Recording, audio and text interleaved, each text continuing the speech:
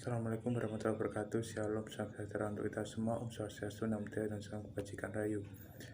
Rekan kami dari tim PKM RSA akan mempresentasikan hasil dari penelitian kami dengan judul Perlindungan Hak Terhadap Pekerja Bawah Umur di Kabupaten Gerobokan dalam konsep Child Labor Monitoring. Namun sebelum itu, izinkanlah saya memperkenalkan anggota kami, yaitu Dharma Krisna Pratama dengan NIM 81114200394.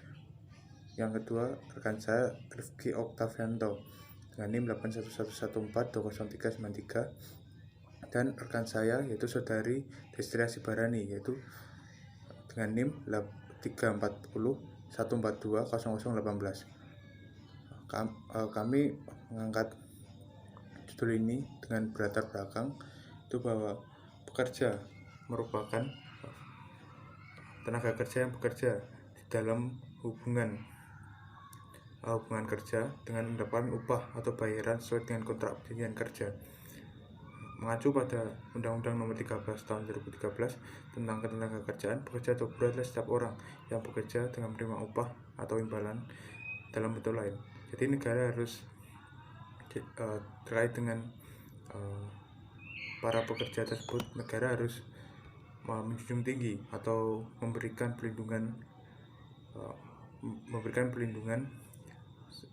kepada para pekerja tersebut sebagaimana tercantum dalam Pasal 28 ayat 3 Undang-Undang Dasar 1945 yang menyatakan setiap orang berhak untuk bekerja serta mendapatkan imbalan dan perlakuan yang adil dan layak dalam hubungan kerja.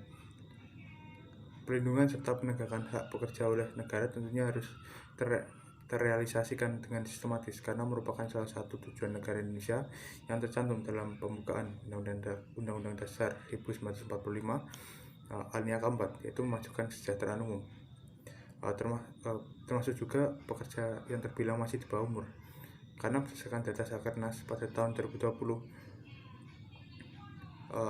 sebanyak 1,17 juta pekerja yaitu berstatus sebagai pekerja di bawah umur atau pekerja anak. Berkaitan dengan pekerja anak, masih jarang terdengar mengenai perlindungan hak pekerja di bawah umur. Di Kabupaten Gerobokan, Provinsi Jawa Tengah sendiri merupakan salah satu tempat di mana banyak terdapat pekerja di bawah umur, tapi belum ada secara khusus perlindungan hak terhadap mereka. Tidak adanya perlindungan hak menyebabkan peluang adanya kekerasan yang semakin tinggi yang berakibat kepada mental, fisik, hingga psikis. Tidak hanya itu, tidak adanya perlindungan yang pasti juga menimbulkan akibat yang serius terhadap tumbuh kembang anak seperti gender dan sosial. Ada rumusan masalah yang kami angkat, yaitu apa saja faktor yang membangun adanya perlindungan hak terhadap pekerja di bawah umur di Kabupaten Gerobokan. Yang kedua adalah bagaimana perlindungan hak terhadap pekerja di bawah umur dengan konsep Child Labor Monitoring. Baiklah, di sini saya akan melanjutkan untuk menjelaskan tentang tinjauan pustaka yang ada di proposal kami. Tinjauan pustaka yang ada di proposal kami yaitu ada 3, yaitu tentang asasi manusia perlindungan anak, yang kedua Child Labor Monitoring atau CLM, dan yang ketiga yaitu urgensi pendidikan anak. Untuk asasi manusia perlindungan anak sendiri, jika kita berdasarkan menurut John Locke, asasi manusia merupakan hak yang dibawa semenjak lahir yang secara kodrati melekat pada manusia serta tidak bisa diganggu gugat atau bertabiat mutlak. Sedangkan itu, bila menurut dalam Undang-Undang Nomor 39 Tahun 1999 tentang HAM, ialah seperangkat hak yang melekat pada hakikat serta keberadaan manusia selaku makhluk Tuhan Yang Maha Esa, serta merupakan anugerahnya yang harus dihormati, dijunjung tinggi, serta dilindungi oleh negara, hukum, pemerintah, serta tiap orang demi kehormatan dan perlindungan harkat serta martabat manusia. Penafsiran anak merupakan seorang yang masih terletak di bawah umur tertentu, tetap belum dewasa dan belum kawin. Dan yang kedua yaitu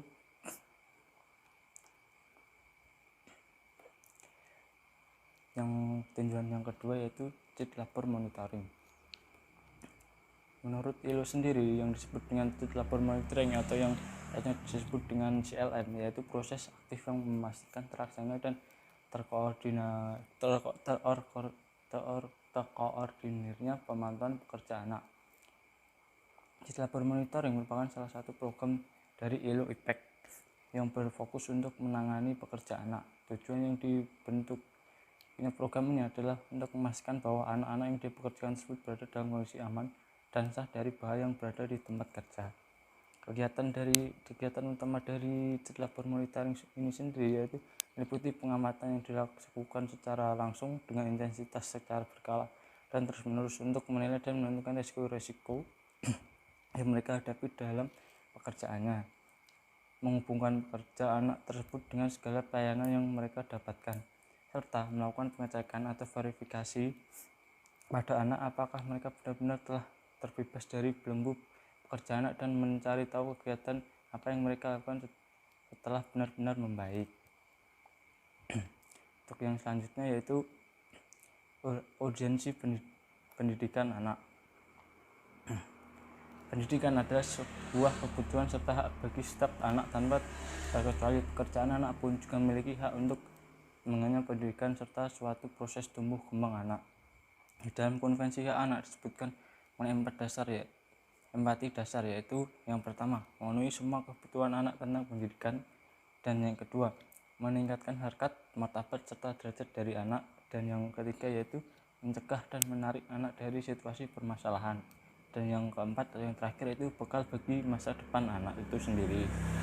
Baik, saya akan menjelaskan mengenai metode penelitian digunakan, yaitu menggunakan metode penelitian kualitatif dan kuantitatif. Metode kualitatif prosedur penelitian yang menghasilkan data deskriptif berupa kata-kata tertulis maupun lisan dari perilaku individu yang diamati. Nantinya hasil riset akan dimuat dalam jurnal ilmiah terakreditasi sehingga dapat digunakan sebagai bahan referensi terkait dengan penelitian pelindungan hak terhadap pekerja di bawah umur dengan konsep child labor monitoring, dan menjadi buku pedoman pelaksanaan pelindungan hak terhadap pekerja di bawah umur di Kabupaten Gerobokan dengan konsep child labor monitoring.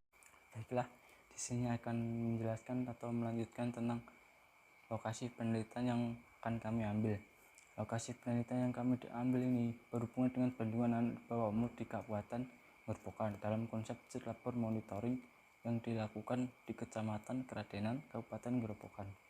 Sebab dari penelitian memilih letak di Kabupaten Gerobokan dikarenakan menurut informasi dari Badan Pusat Statistik Kabupaten Gerobokan pada tahun 2019 ada sebanyak 88.677 pekerja yang berumur 15-24 tahun yang terbagi antara 28.949 serta pria 59.728 orang. Untuk yang selanjutnya yaitu validitas data dan analisis data. Validitas merupakan suatu dimensi yang membuktikan tingkatan kevalidan ataupun kesahihan suatu instrumen.